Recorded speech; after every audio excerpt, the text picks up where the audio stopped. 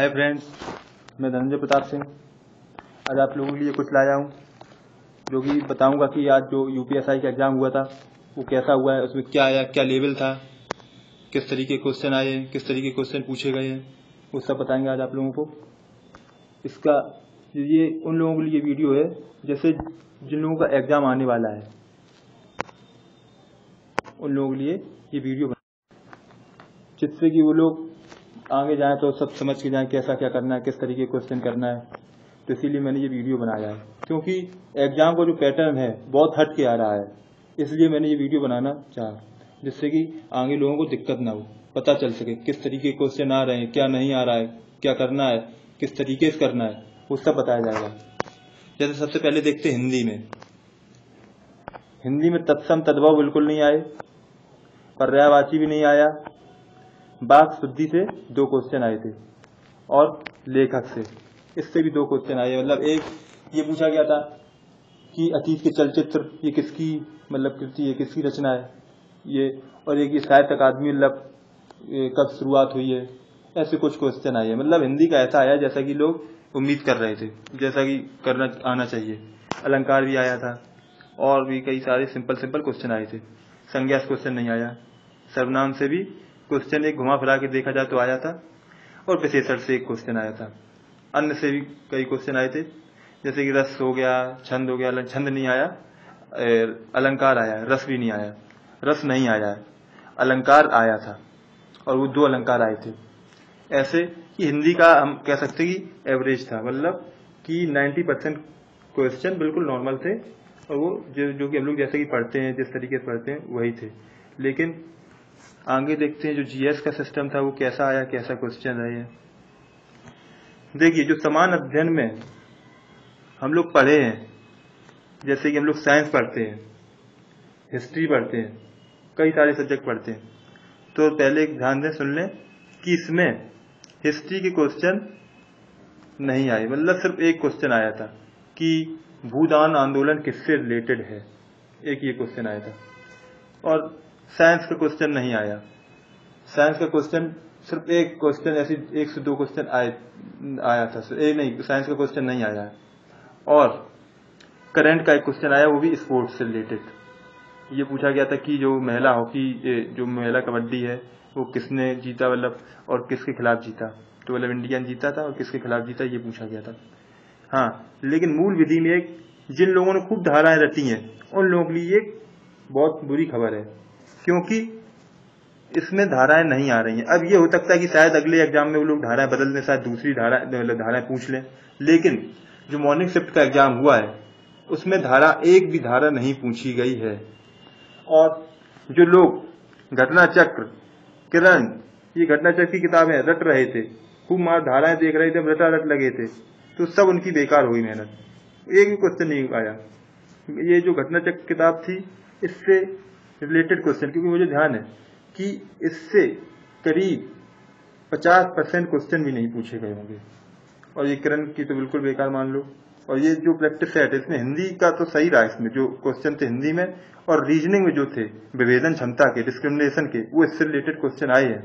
ये जो घटना चक्र का प्रैक्टिस सेट है, ये जो किताब है किरण की, ये कोई काम की नहीं रही। इसमें सिर्फ मैथ से रिलेटेड क्वेश्चन इसके सही थे, किरण की मैथ से रिलेटेड सही क्वेश्चन थे, और घटना चक्र में रीजनिंग से रिलेटेड सही क्वेश्चन थे। तो ये है कि आप दोनों सेट प्रैक्टिस सेट ले लें और इनका करें। अगर आपका एग्जाम 25 से 26 27 को, तो आप लगा सकते हैं, क्यों, रोज 3 से 4 प्रैक्टिस सेट लगाएं तो आप आराम से कर लेंगे।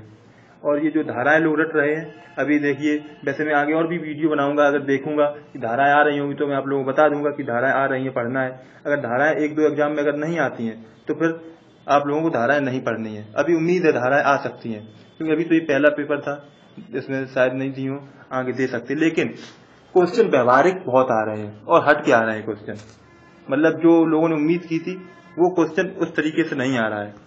तो इसलिए आप लोग तैयारी करते रहें।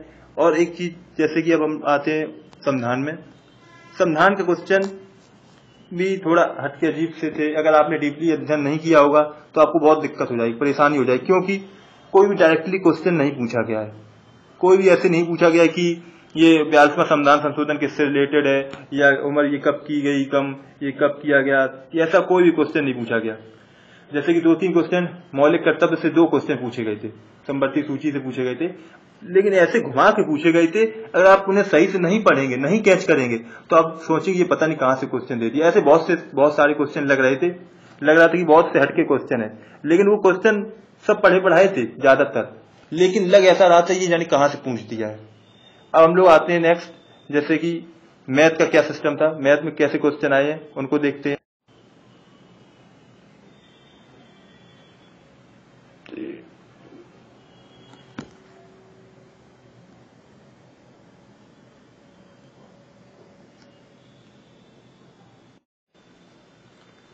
मैथ में ये क्वेश्चन आए थे, ये क्वेश्चन देखिए, जैसे कि मैथ में जैसे कि जो रीजनिंग जो ये था पोर्शन था संख्यात्मक एवं मानसिक योग्यता, लोगों को उम्मीद थी कि इसमें रीजनिंग के क्वेश्चन ज्यादा आएंगे और मैथ के क्वेश्चन बहुत कम आएंगे और सिंपल आएंगे। लोग ये सोच रहे थे, जैसे कि अभी तक होता आया है कि यूपीएससी के एग्जाम होते हैं, जो यूपी के एग्जाम होते हैं, तो मैथ थोड़ी सिंपल लगते हैं, लेकिन यहाँ पर इसका भ्रांति को दूर किया गया है। यहाँ पे ये सब नहीं हुआ है, यहाँ पे क्वेश्चन बहुत हटके आए हैं और अच्छे लेवल के आए हैं, एसएससी सीजीएल लेवल के क्वेश्चन आए हैं कि अगर आपने सही से मैथ नहीं लगाई होगी, अध्ययन सही से नहीं किया होगा, तो आप यहाँ पे उलझ सकते हैं और आप बहुत टाइम कंज्यूम कर सकते हैं यहाँ पे।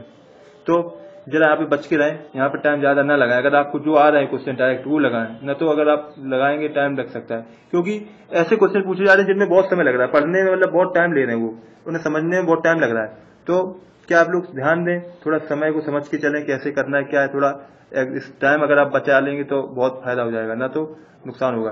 अब जैसे मानसिक अभिरुचि, इसमें भी कुछ क्वेश्चन थोड़े हटके आए हैं, जैसे कि इसमें मशीन इनपुट आया है, जो कि अगर आपने बैंक पीओ की तैयारी नहीं की होगी तो आप लोग नहीं कर पाएंगे और इन्हें आप 1-2 दिन में तैयार भी नहीं कर सकते। लेकिन जिनका एग्जाम 23, 24, 25, 26, 27 को है, वो लोग इसे तैयार कर सकते हैं अगर अभी करना चाहें तो, और वो कोई अच्छी मार्गदर्शन में करें।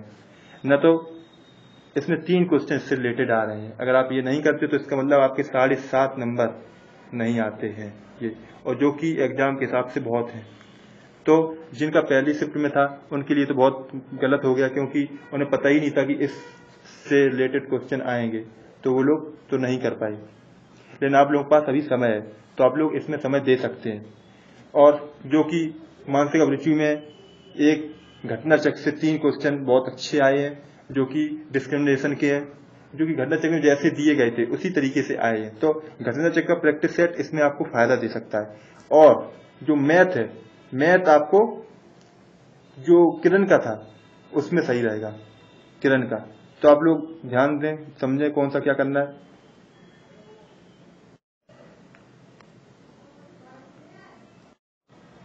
और आपको हम आगे से जो भी अगर एग्जाम में जो कुछ होगा, धाराएं अगर आती तो हम आपको बता दें कि धाराएं आ रही हैं, आपको पढ़ना है। अगर धाराएं नहीं आती हैं तो हम आपको बता दें कि धाराएं नहीं पढ़ना है। ऐसे आपको अपडेट करते रहेंगे। लेकिन आपको अपडेट पाने के लिए हमारा फेसबुक पेज लाइक करना होगा, जिसमें आपको पूरी अपडेट मिलेगी, अपडेटेशन, जो भी नई खबर होगी, जो भी नई चीजें होंगी, नई भी क्वेश्चन आ रहे होंगे, सब इसमें डाला जाएगा, सब कुछ इसमें हम बताएंगे।